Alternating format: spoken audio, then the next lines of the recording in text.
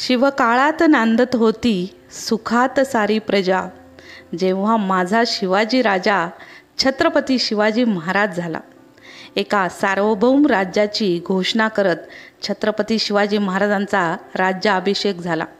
हा इतिहासातील सर्वात सोनेरी दिवस म्हणून ओळखला जातो.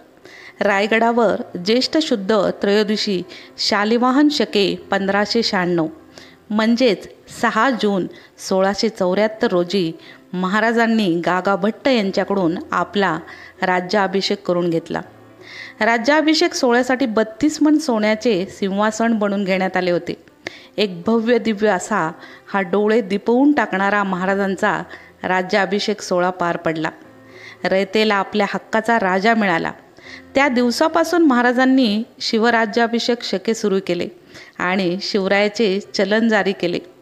रायरीचे नाव बदलून रायगड ठेवले. देश विदेशातील राजांनी महाराजांच्या या राज्याभिषेक सोहळ्याला आपली उपस्थिती दाखवली. तेव्हा जवळपास 4500 राजांना निमंत्रण देण्यात आले होते. या सोहळ्याला पवित्र अशा सप्तनद्यांचे पाणी आणले गेले. राजे ब्रह्ममुहूर्तावर उठले, स्नान केले, शिवाई मातेचा अभिषेक केला आणि माता जिजाऊंचे दर्शन घेतले. कवड्यांच्या माळा घालून जिरे टोप डोक्यावर चढवला, भवानी तलवार कमरेला जोडली आणि महाराज गड फिरू लागले. महाराजांनी सभागृहात प्रवेश करताच उपस्थित असलेल्या हजारो राजांनी महाराजांना मुजरा केला. 32 मन सोन्याच्या सिंहासनावर चढायला 3 पायऱ्या होत्या. तसे राजांनी पहिल्या पायरीवर पाऊल ठेवलं तसं राजांचे हृदय हलले, मन भरून आले, डोळ्यांच्या कडा पाणवल्या. महाराजांना आठवण झाली शिवा न्हावीची. राजे लाख मेले तरी चालतील, पण लाखाचा पोशिंदा मरता कामा नये. माझ्यासारखे शिवा न्हाव्यासारखे पुन्हा कितीही जन्माला येतील, परंतु रयतेचा राजा आमचा शिवाजी राजा पुन्हा जन्माला येणार नाही. तसं राजांच्या डोळ्यातून अश्रू खाली पहिल्याच पायरीवर पडले. तसे राजांनी दुसऱ्या पायरीवर पाय ठेवला. आठवण झाली, राजे तुम्ही सुखरूप विशालगडावर जावे आणि 5 तोफांची सलामी द्यावी.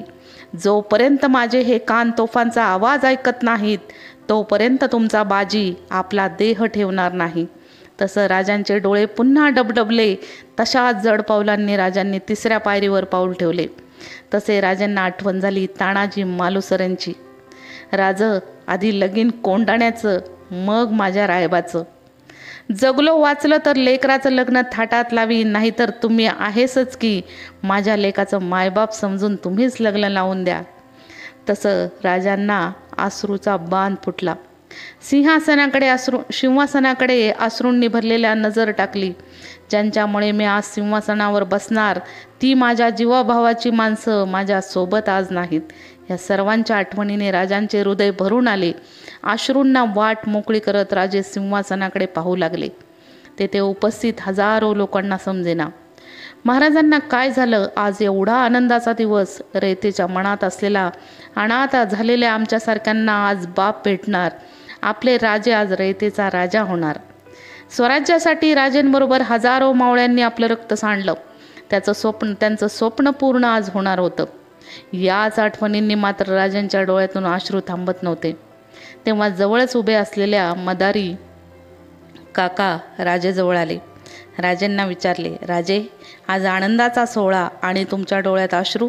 तसं राजे म्हणाले, काका ज्यांच्यामुळे मला हे सिंहासन मिळाले, ती माझी माणसं माझ्यासोबत नाहीत. कोणत्या तोंडाने त्यांच्या मी या सिंहासनावर बसू? हे सिंहासन मला आता टोचल्यासारखे वाटत आहे. यातून उतराई होण्यासाठी मला काहीतरी मार्ग सुचवा. मी माझ्या स्वराज्यासाठी बलिदान दिलेल्या माझ्या माणसांचं ऋण कसं फेडू? मला काहीतरी सांगा. गेलेल्या माझ्या माणसांचे पायी होण्यासाठी माझ्याकडे आपण काहीतरी मागा मदारी काका. तसं मदारी काका राजेंना म्हणाले, राजे ते गेलेले सर्व तुमची माणसं होती. तुमच्यावर जीव ओवाळून टाकणारी होती. ती असताना त्यांनी तुमच्याकडे कधीही काही मागितलं नाही. मी तर आपला एक सेवक. माझ्यासारख्यांनी आपल्याकडे काय मागावे? तसे राजे म्हणाले, काहीतरी मागा मदारी काका. मला निदान उतराई झाल्याचं समाधान तरी मिळेल. त्यांची जागा कुणीच घेऊ शकत नाही, परंतु मला उतराई तरी होईल.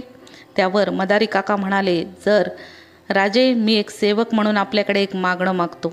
माझे राजे ज्या सिंहासनावर विराजमान होणार आहेत त्या सिंहासनाची चादर बदलण्याचे काम मला द्या. मला माझ्या जन्माचं सार्थक झाल्यासारखं वाटेल.